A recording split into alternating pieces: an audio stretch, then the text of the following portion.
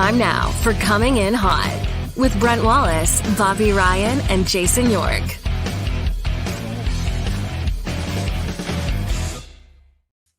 Happy Tuesday, everybody. Brent Wallace alongside Bobby Ryan. Jason York is on assignment. We believe since he's in Florida, Bob, he's touring retirement residences. I know when you told me that this morning, I figured it was pretty early to start putting me in one, but I'm glad you guys are on the job. I didn't know I was there that fast. By the way, is Nashville still shut down? Like you got, I read correctly, you guys got a full year amount of snow yesterday in one day. I took a picture of this morning, okay? They not only closed school today, they've already called it for tomorrow. It's about 8 o'clock in the morning my time, and all the emails are coming in for all the closures. This was the road I was on this morning. Death defying. Right? So all the big tough guys in their F-150s looking at me passing in the left lane were like, what is this guy doing? I'm like, there's no snow on the road. So yeah, the kids are home and the city is shut. It is 8 degrees. It's cold, but okay. Mind-boggling. Speaking of mind-boggling, we have Frank Seravalli waiting. We're going to get to him right away from Daily Faceoff. He's an Eagles fan, Bob, but do not bring up the fact that I cheered for the Cowboys, okay? Just we're only going to talk to Eagles. Got it? Okay. Absolutely. We got a few other things to get to, so let's get right to it. First, we'll take care of some business, then we'll get Frank on here to talk about pending, perhaps, moves with the Ottawa Senators.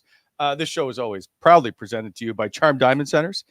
Charm Diamond Centers, proudly Canadian-owned and operated since 1972 with more than 85 locations across the country through Charm and their sister brands. Super knowledgeable. Not sure what to get? Go see the staff at Charm Diamond Centers.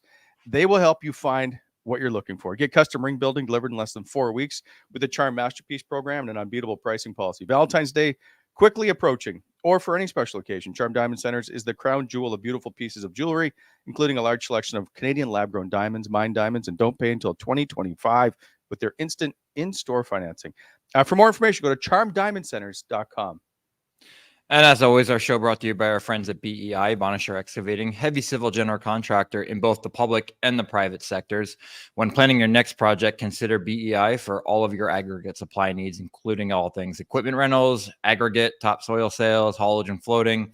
They move stuff. You can find them at bonisherexcavating.com or give them a shout at 613-432-1120. BEI is helping to shape the Ottawa Valley. And as always, as we're learning here, slow down in the snow in the construction zones, please. Except for you, apparently. And by Battlegrounds Axe Throwing. No practice needed. Coaches will show you the ropes. It's simple. Just show up. It's great for the family. Couples, date night, corporate groups, kids 12 and up can throw accompanied by a guardian. Looking for the ultimate birthday party, team building, or just having a fantastic night with your significant other, perhaps. Then it's time to visit Battle Axe Throwing. Book now at battlegrounds.com. Looking for a unique venue to book your birthday or anything else for that matter, give them a shout. Battlegrounds.com and let the excitement begin. 2615 Lancaster Road. All right, without further ado, it is Frank Seravalli from dailyfaceoff.com. Of course, go there for the Wendy's Daily Faceoff Survivor Pool. Frank, I don't even know if I want to ask how you're doing today. We'll make it. Look, I've never seen a team quite crumple like the Eagles did, just absolutely quit halfway through the season. Disappointing. And Wally, I didn't know that you were a Cowboys fan, but when you said it, it just kind of makes sense. Made sense. It falls in line, doesn't it? It tracks. Yeah, it's just not right. Listen, I was a fan, just so we're clear, when Ed Too Tall Jones and Tony Dorsett were playing back in like the late 70s or whatever it is, okay? But are you a fan because you're from Canada and you just don't know any other teams? Basically, yeah. Okay. Yeah. I'll give you that. I knew they were America's team. I had no clue they were Canada's team. Yeah, well, I'm easily influenced. By the way, Yorkie in Florida, did he tell you that I saw him like 6 weeks ago? He sent us a picture, and so I was. And how did I look? Because you know what? It's a hilarious story actually. Because I never met Yorkie in person through all of our travels over the years. We never talked, and I went to Florida on a long weekend. Me and my wife and two other couples, friends of ours, we rented a boat that day. We were out all day drinking. I come back and I'm walking past the bar, and I see this guy like looking at me, and I'm like, what's wrong with this guy? And then I kind of like look over, and I'm like, I'm one eyeing it at this point. Like I am obliterated. And I like, Yorkie? And he's like, Frank? And then like his wife was standing there, and she was kind of just like, who is this guy? And why is he talking to my husband? He's trashed. And then Yorkie's like, hurry up, let's take a selfie, let's send it to Wally. And that's all I remember. That's amazing. I'll see if I can get in by the end of the show. But I do have the picture. Frank, I love it. You're very well known for your top 25 trade bait board. You've been doing it for, I think, 200 years now. Do you still get a lot of grief when you put guys on it from, let's say, GMs or agents? Not so much grief. I think I try and go every length possible to get to the stakeholders involved and either kind of give them a heads up and kind of a courtesy to say, hey, just an FYI, your client, your player, whoever it might be, I'm adding them to my trade board and, open to thoughts and ideas and dialogue. And sometimes you'll get a manager that responds back and it's like, hey, whatever you heard, good luck, because that's not it. And, there's zero chance I'm moving this guy. And that's actually really helpful because then you don't go out and look like an idiot. Or sometimes, they say, hey, I'm probably going to do something. It may not be this guy. It might be someone else. But you're kind of on the right track. So that's sort of the background to how the list gets shaped. And there's always information going and coming. And it's also when you're 60 days out, it's always changing too. Yeah. So at this stage, are you day to day like that? Because I gotta be honest. I remember myself being on the list a few times way back when. So I was just like, what is Frank doing right now? And checking my phone back in the day. So do you update it every day? Right now we're in kind of the week to week stage. Okay. I'll update it once a week, and then once we get 2 to 3 weeks out, I'll start doing it every other day, and then the last week it's day by day. So it does get like the hardest part sometimes is you're looking for new info and intel, and sometimes you get a deadline period where not that much is changing, right? And you're kind of just like, well, how do I keep this fresh and interesting? Okay. Yeah. I remember being pissed I wasn't high enough. I'm like, if there's a list, I want to be higher. You'd be shocked at what some guys get mad at, especially when I do the free agent rankings. Like guys are always complaining, like, how come I'm not higher on the list? And then like when I see someone and what they signed for, and if that player that I had higher is, made 2 or 5 or 7 extra $million, I send them a screenshot and say, hey, how'd that work out? That's amazing. I love it. I love the fact, Bob, that you're aware that you're on the list. I remember that. I can't. It was 1 or 2 years back. More my Anaheim days than Ottawa days when I ended up being a summer trade, obviously. But yeah, it felt like every year for 2 to 3 years right beforehand. They were like, Bobby's the guy that's moving, because I was on that second year deal where I had no trade protection. Right, your second contract. We were waiting for Getzlaf and Perry to sign those extensions. And as soon as they signed, I remember I was like, well, I am so gone. Like, there's just no way. Feeling. Yeah, we were just waiting. And then you get past that free agency part where you hadn't been traded at the draft. Free agency is open 5 days in. And I get traded, I think like July 5th or 6th, whatever it was. And I thought I was like, I'm going back to Anaheim. Okay. And then boom, you wake up and get the call. Mere hours after Daniel Alfredson signed with. Yep. Hey, Bob, when you go through that though, like after you've already been traded once, do you start to care less? Like, does it bother you less? Or does it depend on your living situation? What's going on with your kids, your family, whatever else? I would say it absolutely depends on the living situation. The second time I cared more out of the first time I had no ties to anywhere. I was easy. I was young. I was at the point where I could move anywhere. The second time I was a little more concerned about the family dynamic for sure. I had a young one at home, and it felt like my name was being brought up, but my contract was, there were just so many moving parts, as you know. But the first time around, I was like, just tell me where I'm going. I had some excitement towards it. The second time I didn't want to be moved. I was very comfortable. And when the rumors really started to circulate there in Ottawa for a little bit, I fell victim to the internet for sure. And the list and things like that. When you're secure and you're comfortable and you have a home and your family's there, it plays a major part in kind of where you think you want to go. That's for sure. So my last question before I want to get to the Sens is for Bob. Was there anybody in the room that was really bothered by the rumors that you've ever played with? No, I think I was probably one of the worst, because it's just when something so big's hanging, like a life move, right? Like, it's not just a trade. You can go play hockey anywhere and you hope it works out. But the life move, I was probably one of the more concerned guys at the time. And I knew the chances were slim with my contract being the way it was. But a lot of guys do a really good job of not letting it seep in.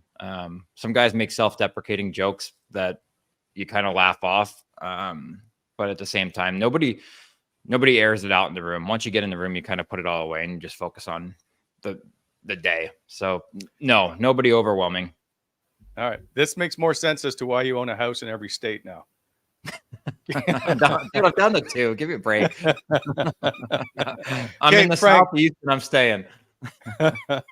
Number 10 on your list, Frank, is raise some eyebrows in the Ottawa area. You have Jakob Chychrun, who just got here, it feels like, at number 10. What do you think the chances of him being moved here in the next 52 days, if my math is correct, until the trade deadline? Yeah, 10 months ago, just got here, and the Sens gave up a pretty significant package in order to get him from Arizona. And the thing is, it's actually kind of like home for Jakob Chychrun, as you guys know, with, family being close by. And that part for him has been really enjoyable. I think he'd personally like to try and see this through. I think not just with Chychrun, but really with the whole Sens, veteran group, especially. They're feeling like there's some frustration there, and it's not necessarily coach related or anything like that. I think they want to try and experience and get a taste of some success, which has really eluded this group for a while. So why does Jakob Chychrun appear on my board? I mean, the true simple answer is that the Sens probably need to shake things up a bit, is one. And two, they've got a bit of a logjam on the left side of their defense with Sanderson and Shabbat and Chychrun all making pretty significant money. And really the bigger thing that kind of brings Chychrun more into focus than someone like Shabbat is you're going to have to make a decision on him one way or the other when it comes to the summer, more or less. He's open and eligible to begin negotiating on an extension. And that's the question you have to ask yourself is with the Sens is, if we're doling out $8 million a piece to Sanderson and Shabbat, that's great. But how much then are we going to pay Chychrun? And does he fit in terms of our overall 5, 6, 7 year plan? Or does it make more sense to capitalize on the value that he has, given that he's played really quite well since arriving in Ottawa? Do you think the Sens are serious about moving him? So I guess there's 2 ways to look at it. Either teams call or GMs actively shop their player. Do you think it's more of teams calling about him as it is the Sens looking to move him? I think it's a lot of teams calling and expressing interest, but I think the other end of that is, and this is where you start to deal with semantics, and I hate the old deadline cliches that are always thrown out there. I'm not shopping the guy. Yeah, like the Sens aren't actively looking to move Jakob Chychrun, but the other part of this is I just explained why they'd have to realistically, engage in some type of thought about what the longer term view is here. Yeah. But the other part is the Sens, with their lack of success and where they need to get to, they have to put everything on the table, short of maybe moving 1, 2, or 3 pieces. I think you've got to really consider anything that comes down the pike that makes sense that you feel like could improve your team. And that's just the nature of where Ottawa is at. Is I wrote a piece last week about trade deadline objectives. For me, the top objective for the Sens is it's not just identify the core pieces that are going to be staying around. It's getting it right. You can identify all you want. You've got to pick the right guys, and you've got to, as a GM, pick the parts that you're going to cast off elsewhere. Are you hearing, before we get back to possible trade targets, are you hearing that this team is going to have a big overhaul between now and the start of next season?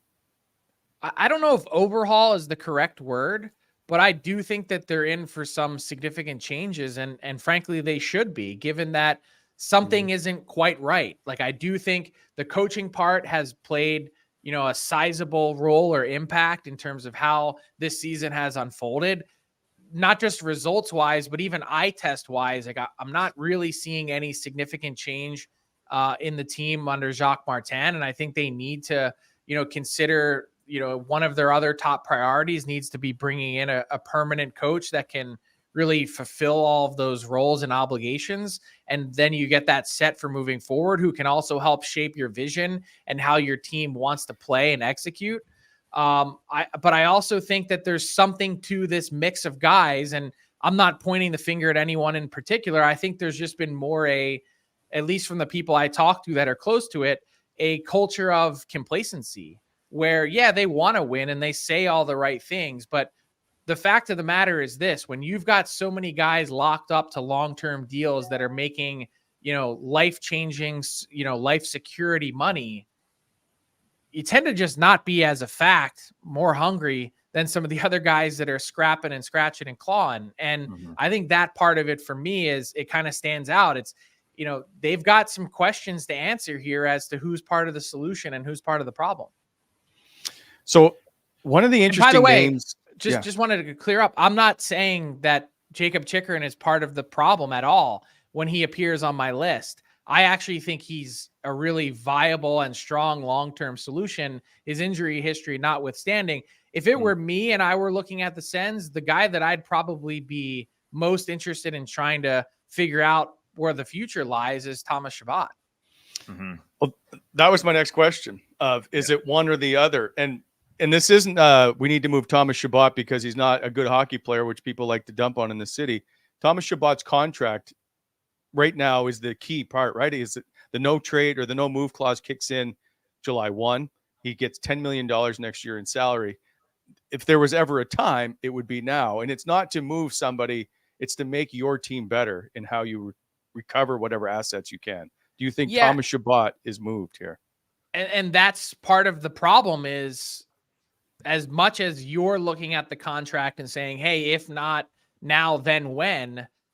The problem is that's what a lot of other teams are looking at. And they might say, hey, I like the player a lot, but I don't know that I really want to commit $8 million a year for the next 4 years for him to be that guy on my team. And so that's where you start to run into an issue of, well, where can we find and create the most value here? Which is why I came back to Jakob Chychrun as the guy that makes sense. Is teams can mold him with whatever contract they choose, plus get, a couple playoff runs out of this current deal that really makes a lot of sense. I think the one thing to point out with the Sens and, looking at Shabbat and that contract and where he sits right now, people look, I think, kind of, I don't want to say, because no one's viewpoint is ever wrong, but I think people look at the Sens, probably at times with their overall scheme of, oh, this is a really young team that, they're looking to try and find their way. Like, let me remind you now that Thomas Chabot is 26. He's not 22. He's not 21. These are guys that are trending closer to 30 as, look, age catches up to everyone. But, you start to get out of that conversation of, well, he's just a young guy still developing. Like, no, this is a guy that's an established NHL player, 400 NHL games under his belt. At some point he kind of just is what he is. And same thing can be said about some of the other pieces on the team. Very true. I guess my question was when Chychrun's the only player that makes the list on a team that could have a major yard sale, I guess, if you will. Where do guys that are expiring come in for you, and how, when you're crafting the list and you look at a person like Tarasenko, Kubalik, guys that could absolutely help teams with their contract and some retain for the Sens, so some bargain deals, where do those guys fit in for you in the process of making the list and then being moved? Like, do you see Ottawa making moves like Kubalik, moves like Tarasenko? I know that they're not, some of the sexier pieces that make the list kind of thing, the Jake Gensels, like the guys that are, kind of filing in 25 spots. But those are guys that teams should absolutely be looking at for playoff stretches, right? So I was just wondering what the process is for you and thought processes on those guys being gone. Yeah, I mean, look, Kubalik's going to end up on the board at some point.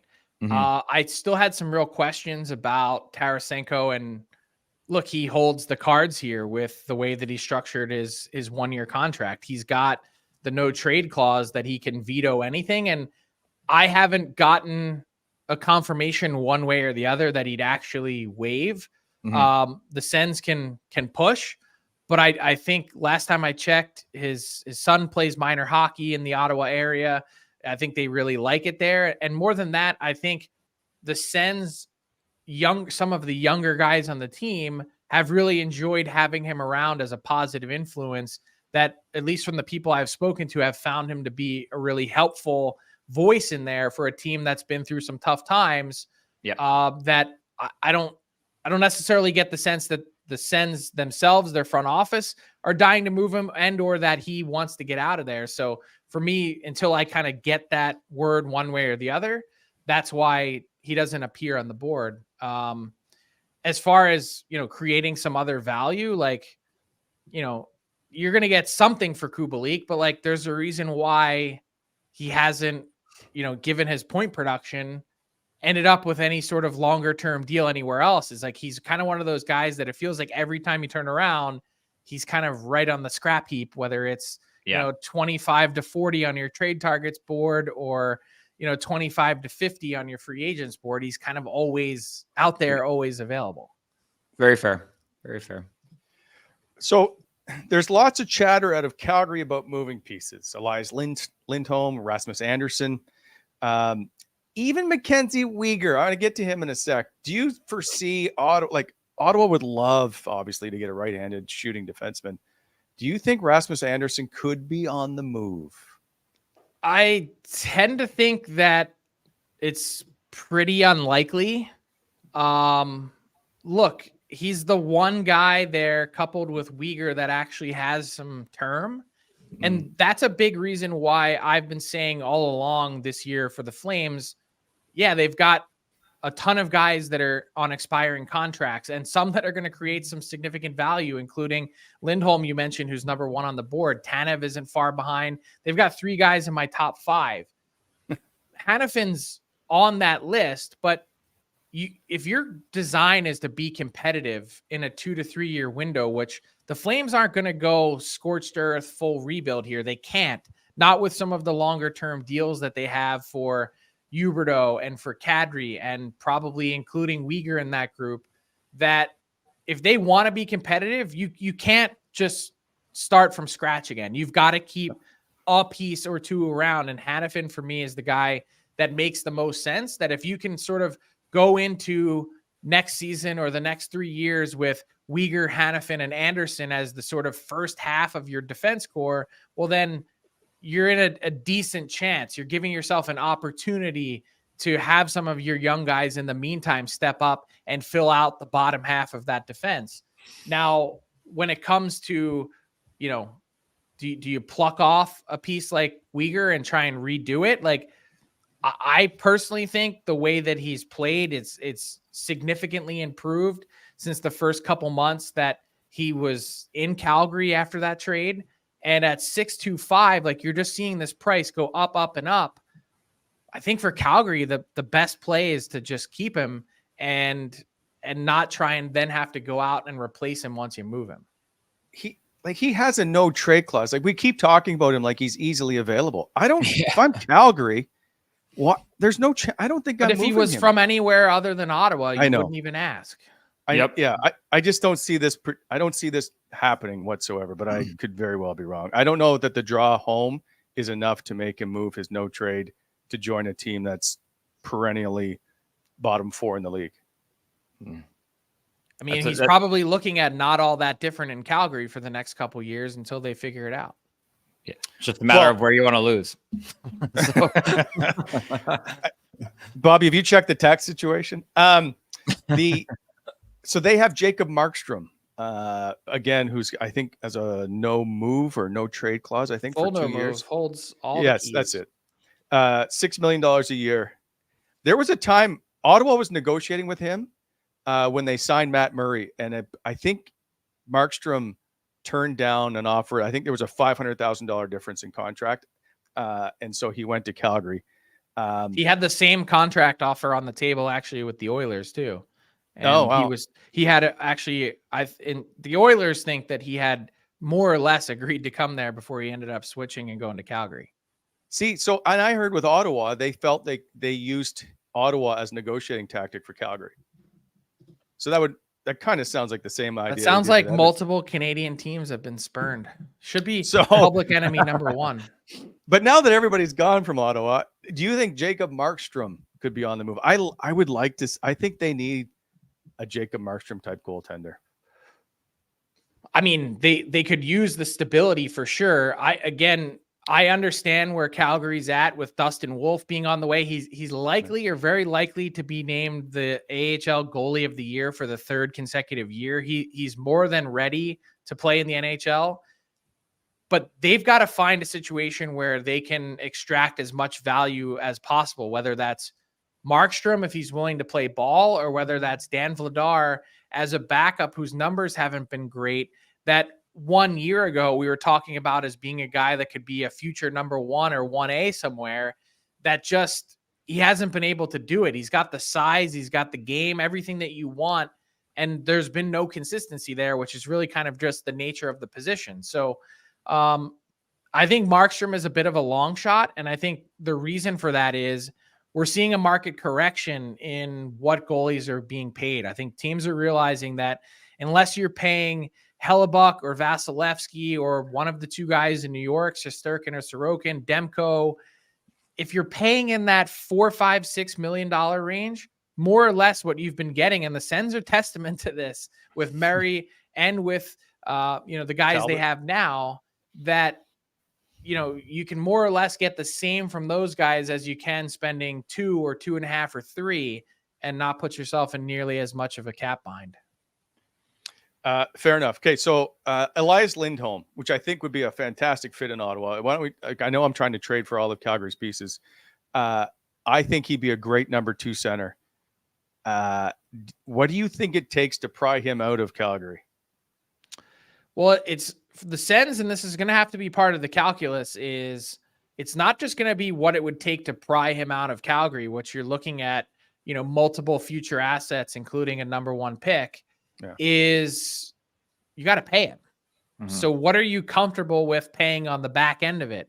There was talk before the season started that the Lindholm camp was looking for an AAV that began with a 9.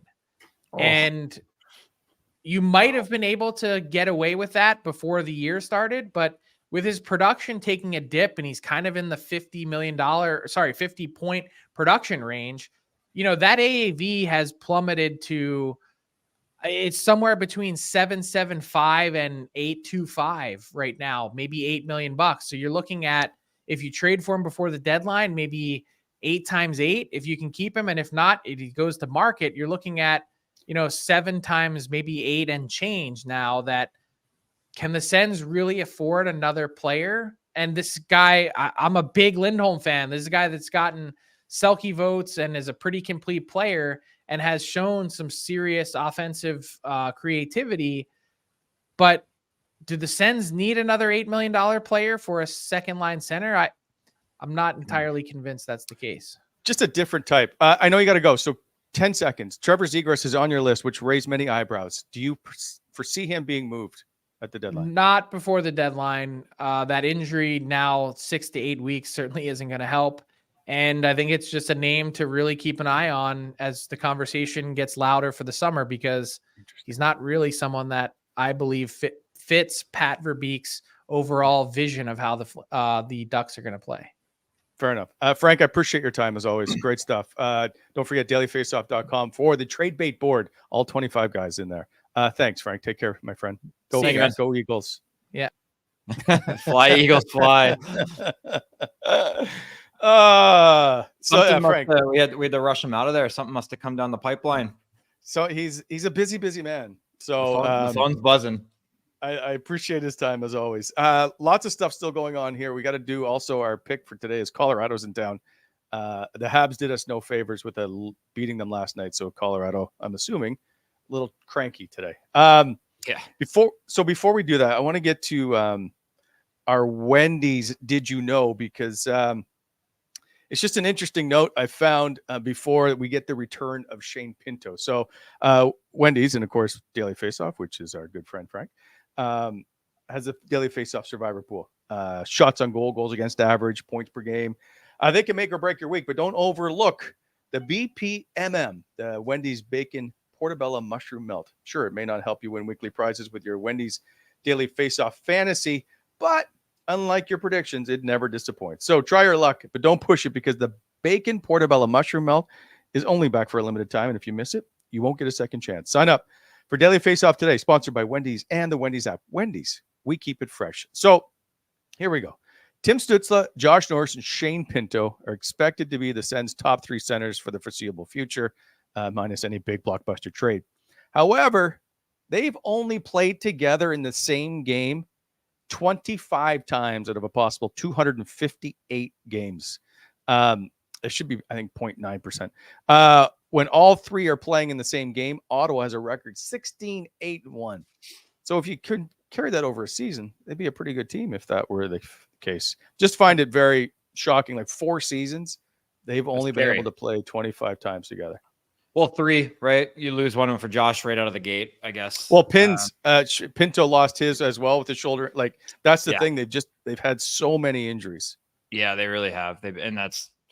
You can lose wingers and replace wingers. You cannot replace centers that are supposed to be your top 3. So that's a mind-boggling stat. That I knew it was low. I would not have guessed out of 258 it was 25. Right. So there's always DJ Smith never had a full lineup. I get it. Now Shane Pinto was also a rookie, and so was Tim Stützle. So it's not like they were all 35 goal scorers right off the gate here. Right. But those are 3 extremely talented high-end players that gives this team, I think, a completely different look if they're all in the lineup together. Oh, 1,000%. 1,000%. So some news yesterday, Bob, as we continue to see changes in this organization, and I I think there will be more on the way. Zach Burke, the goaltending coach who was brought in 2021, was reassigned, which is basically fired, because they did the same thing to Pierre Grue when they brought in Zach Burke. They say go scout. He'll scout for a bit. He'll look at goaltenders, but he won't be around the team. He was replaced with Justin Peters. And I'm not at all shocked by this. The Sens right now are 31st in save percentage, 30th in goals against. And in his tenure, they're 24th in save percentage and 24th in goals against.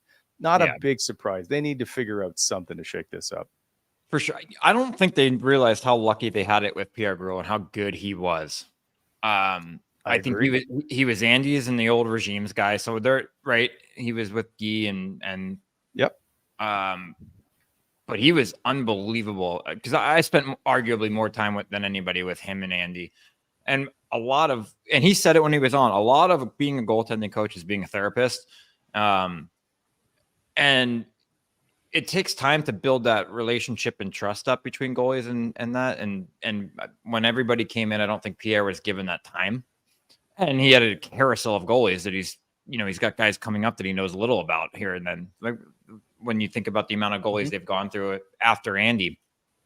All that being said, Zach Bierk is essentially the fall guy for a team going out and getting mediocre goalies and expecting them to play above board on a team that gives up 10 bellers like they're candy. Right? Like, yes. I'm not defending Zach Bierk, because obviously his job is in the details and the numbers are horrific. But it's the same thing you just did with Jacques Martin, and now you're doing it with a different position. You're going to expect a big change right away, and it's not coming. The help is not coming. It's not going to be in what goaltenders at this level don't need anything more than drills to focus on what they need to get better at. Nobody's going in the net to make these saves, and nobody's battening down the hatches. Like, I watched that game of Corpusala the other night again. He had no chance on all the goals except for one. Those are backdoor tap-ins. So you can't defend the stats, but at the same time, you can't make changes and expect big change. It's just not going to come. You know, it's interesting. By the way, Pierre Grue was also Carey Price's goaltending coach. He worked with Roberto Luongo. even Andy was flying him around during, I think, COVID and during off seasons to train with him because that's how much he liked working with them. Yeah. Pierre Groulx started as the video coach for the Ottawa Senators under Jacques Martin. No way. I didn't know that part. Yeah. So, and then he ended up going to Florida with Jacques, ended up going to Montreal with Jacques. So I thought maybe they might, they're not going to bring him back, but I thought there was a potential that you could see him back in. He's now, of course, Pierre Groulx with the Professional Women's Hockey League, and he is the assistant coach with Ottawa now. Anyway, I think he's fantastic. I'm sure he doesn't want to get back into the grind of the NHL season again, like he was doing, but I think he was very, very good for this hockey team. But anyway, I agree. I think he likes being home based on my conversations with him. Yeah. Yes. But the interesting part is when we had Ron Tugnut on, and Jacques would call Ron like, "Hey, you come into my hockey school?" Pierre Groulx had to go every year to Jacques' hockey school. No. He's like, "You're gonna be here this week." Okay. Anyway, so now with Anton Forsberg out, we see Mad Sogard take the net. He's been on fire, by the way. He's won his last 3. He's allowed 2 goals. He's got 1 shutout. I don't know where he gets into a game. I don't foresee them playing him against Colorado tonight.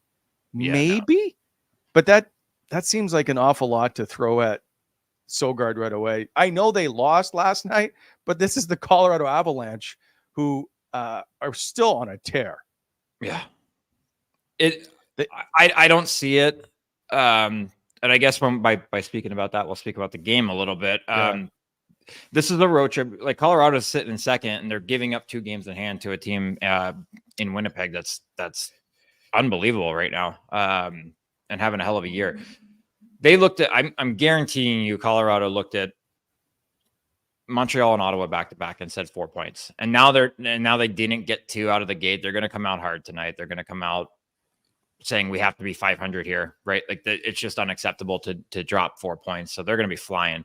And I think that's a lot to ask for a young goaltender to come in and do that. Even though a big part of me, if I'm making the decision, is going, well, what else am I going to do? Like, let's throw him into the fire, because the other option's Korpisalo, who hasn't been great either. So it'll be interesting, but I think Korpisalo is going to have to run it back, and you give the kid a chance to get his feet wet in some skates and practices again. Like, does he he's not going to, if he doesn't face Colorado, and then I don't think he faces Winnipeg.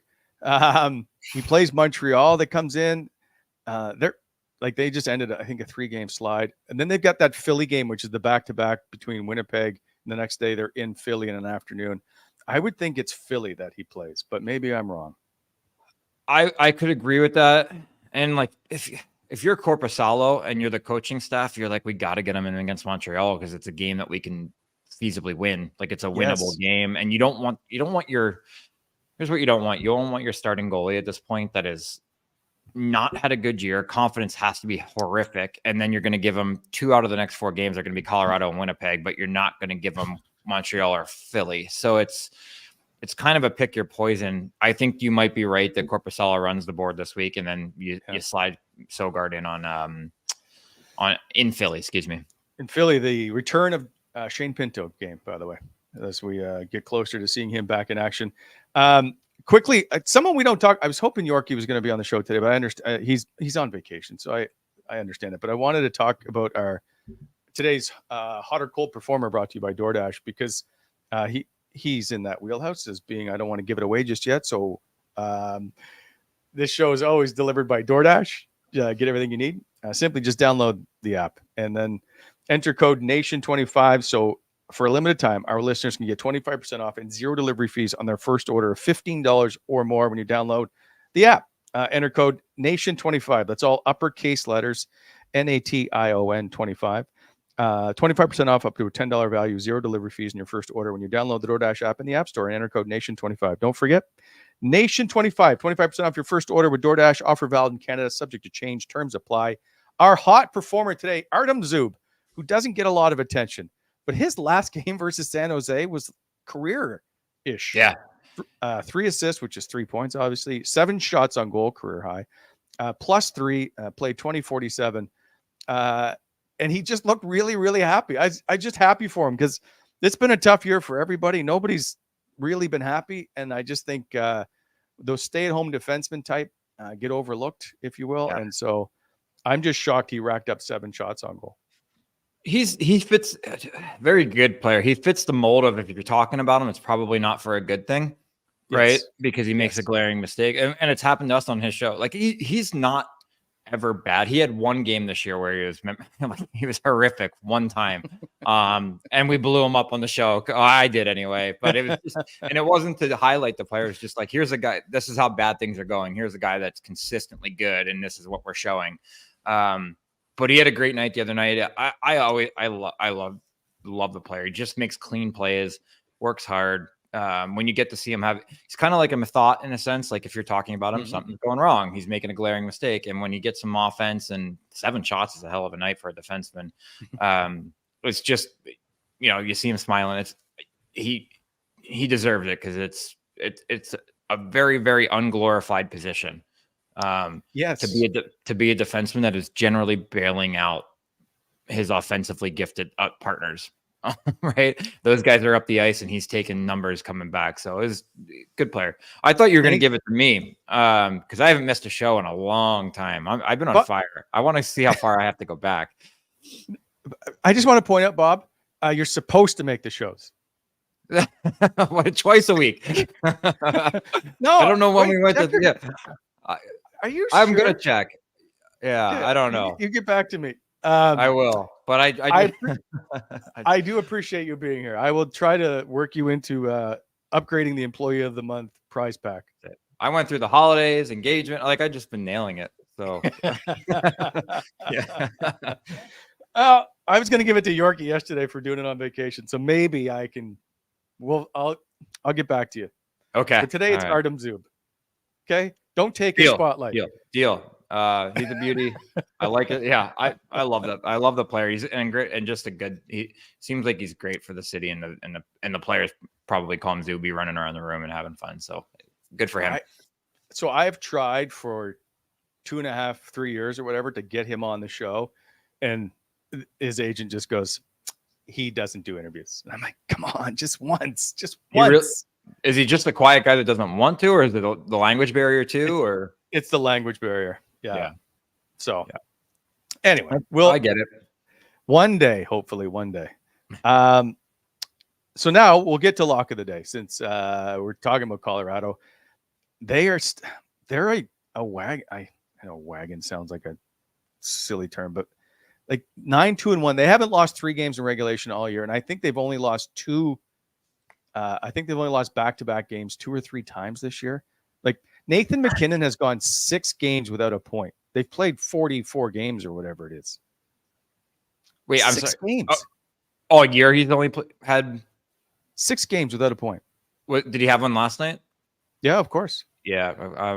They are a wagon. They're just a hell of a hockey team. And Sheldon Keefe said it the other night. He's like, when those 5 guys are on the ice, that's not the NHL.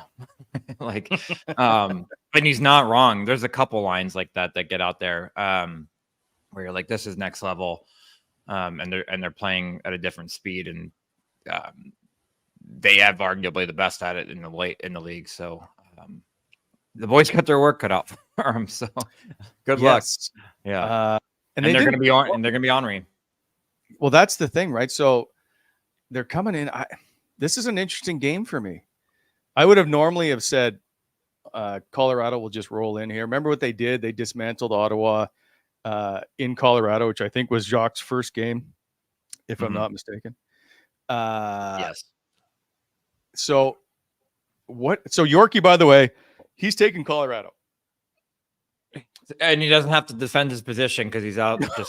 He's not touring retirement homes. He's having a Mai Tai on the beach, right? It's 9:45. It's exactly what he's doing right now. And you can't go against the stats that are on the board right now. 1-6 in the last 7, 5+ goals the last 5 games. Chucky's been good against them, which that always scares me, because when Chucky gets 1, he's generally going to get 2. So if he scores early in the game, I'm going to be tightening up a little bit over here, but I'm still taking Colorado. The goaltending situation is tough. The defending against that line is tough.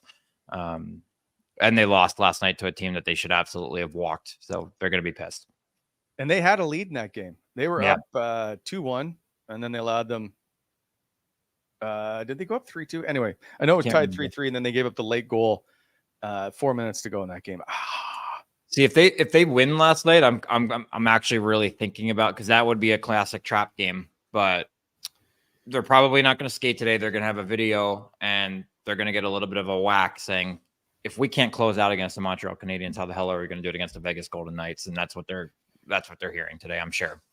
Yes, and that's what my concern is. So I'm with you. I think it's a Colorado sweep here, unfortunately, for lock of the day. That's tough to not pick that one. But you brought up Vegas. Your good friend. Did you see last night, Mark Stone, his very first regular season hat trick? Yeah, I did see it. I haven't watched the goals on that one yet, but I'm looking forward to seeing the celebration on number 3. He's yes, I still think the world of him, but I'm just shocked how good he's and consistent he's been to not have had a hat trick by now. I know he has a playoff one, Stanley Cup final, if I'm not mistaken, right? The game winner was a hat trick. Yeah, I believe so. But he's not a goal scorer. He just finds ways to score from time to time. Like he's consistently enough, right? You score it. He's a 20 goal scorer. So it's a goal every 4 games when you break it down, obviously, and that's kind of where he fits. But his mark's always on the way he controls the game when he's out there, and second, he's a great playmaker. He makes the right play all the time, but does not surprise me. It's his first hat trick. I will say that. Wonder how you celebrate that in Vegas. I could tell you how I would have back in the day, but we're a family-friendly show. He's up to 44 points. 44. He's a point per game player. I think he's. Do we have a comeback player of the year award? I don't think we do. That's NHL wise. No. Yeah, it's the Masterton. Usually just the Masterton. Yeah. Which, after missing all that time with it, but he already won the cup. So, but it's just, I mean, his back injuries are significant, and to come back and play at that levels. And do it in the West is very impressive. Yes. I'd be interesting to see if he gets the nominee. By the way, do you see Jack Eichel is now out? Long term, or? Yeah, they aren't sure how serious it is. But they're if being cautious. enough, might be serious enough just to get him to the end of April for a little more manipulation. Don't do that. It's going to cause too many issues. Okay. All right, but no, Bob. Listen, I don't want to keep you because I know you got a lot of shoveling to do. A lot of shoveling, long driveway, and I don't own a shovel, so you should have seen me. I was out there with the not even a snowblower. Now I was out there with the blower yesterday, trying to get it off the driveway so we could get out. You couldn't get out? It all 6 inches. No, it was everything. Blowing. We have a porte-cochere. So the way it blows, and the wind has been really bad. We had a wind advisory at the same time as a winter storm advisory. So it all bundled up directly against the garages, and I opened the garages and it was yay high. So yeah. And Lindsay had driven in snow one time before yesterday. So just, Still amazes me. Yeah. I was out there in shorts, like shorts and flip-flops, actually blowing it out. And people are just staring at me. I said, see, you missed it up here. I know. I do miss it. I miss the weather. I miss all 4 seasons. Well, enjoy your winter advisories. Do you just stay home? I don't. The roads are fine. You should have seen me. I was the only person driving in the left-hand lane today in the freeway. Everybody's in a single file on the right-hand side. All the big tough guys down here in their F-150s that are made for this, doing 55. But I'm gonna go do whatever I want to do. Except hit golf balls. Okay. All right, buddy. Take care. See you Thursday, 3 p.m. I'll be there. Thanks for watching, everybody. I'm so happy for your attendance. 3 for the I haven't missed one this year. See you, Bob. Thanks, everybody.